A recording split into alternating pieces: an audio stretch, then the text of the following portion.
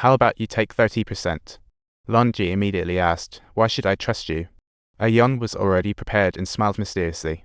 He secretly recorded their words. If he reneged, Longi could call the police anytime. Longi pondered and took this crazy task.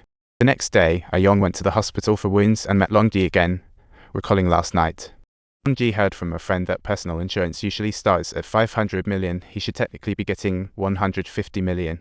If Young wasn't happy, he had to consider dropping the deal. Though furious, Young agreed reluctantly. Before long, the planned day arrived. To fabricate an alibi, Young located a fast food restaurant, watching videos as he waited for news, and after daybreak. Young returned to the factory and made tons of calls to Longi, but no one picked up. He patiently waited until lunch. The police called, saying Young's dad had an accident. Young felt a mix of emotions, leaving the instant noodles behind to buy a ticket. He dashed into the police station, hiding in the restroom to practice his lines, getting ready for the challenge ahead. Young stormed into the parking lot, crying his eyes out, as the boss began to explain the accident. Young's dad had been hit. Young frantically asked, did you catch the driver? The boss pondered, this is a bit complicated. Young fell silent instantly. The boss continued, witnesses saw your dad being run over. This looks like a premeditated murder. Young's eyes went wide. Huh. There are witnesses. The boss nodded. Now we can catch the person who killed your dad. Just then, the witness arrived. It was the lady he saw at the hospital.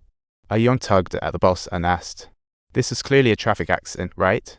The boss shook his head. Son, this is no simple accident. Because your dad was found on a mountain. Young gasped, huh? The body was on a mountain? The boss took a deep breath. Yes, he was killed and buried on that high hill. It's bizarre. So, what exactly has been going on here on Earth? Time jumps back to last night, where director Shang Tsung of the private hospital had dinner with a girl named Sister Lang. She was incredibly straightforward. After dinner, she said she didn't want to go home. She'd rather play chess at the hotel. Shang Tsung thought, is this for real? He originally didn't want to go because he was worried about getting caught by his wife, but now that she was interested, he couldn't very well refuse. They went to a mountain lodge, and while Sister Lang was in the shower, he pulled out a mysterious pill. After taking 2 pills, right when Sister Lang got out of the shower, she leaped on him. In the midnight hour, Sister Lang was roused by a call. Her friend had trouble.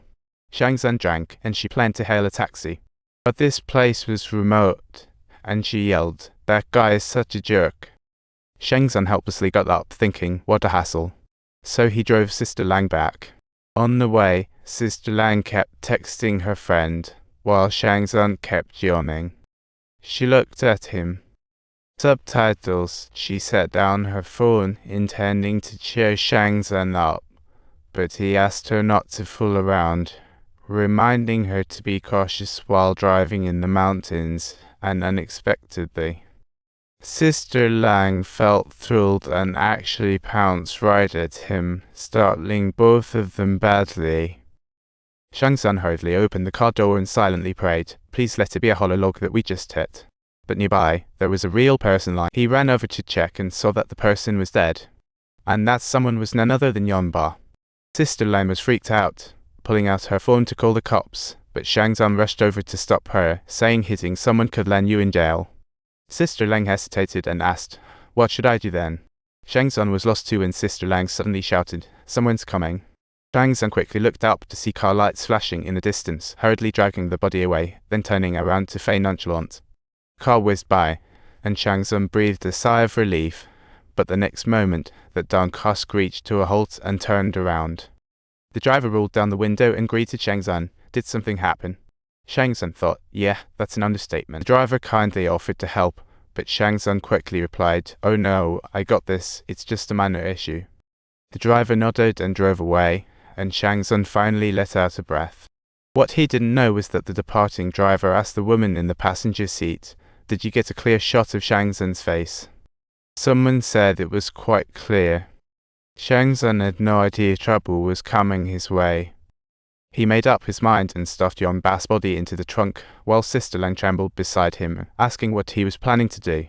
Shang Tsung said quietly, think about it, the middle of the night, An old man in ragged clothes getting hit by a car in a spot with no cameras. Who's going to care? Sister Lang kindly reminded, hitting someone while drunk is one thing, but covering it up is a whole new mess. Shang Tsung gritted his teeth, saying, "No one saw it. What are you worried about?" Just then, a homeless man was collecting bottles. The homeless man tried to hop in his car and leave, but Shang Tsung didn't think twice and leapt at him. The homeless man was startled. Shang Tsung checked for a pulse and realized he was still alive. "I have no choice but to take him." The car turned, heading back over rough mountain roads. Sister Lang in the passenger seat was nearly losing it. After a long drive, Shang Tsung finally found a secluded hill to stop the car. The startled homeless man turned on his phone light and was greeted with a chilling sight. Subtitles. Shang Tsung furiously stepped out of the car while the homeless man stammered, You, what have you done? Was this all an accident? Subscribe for more exciting content.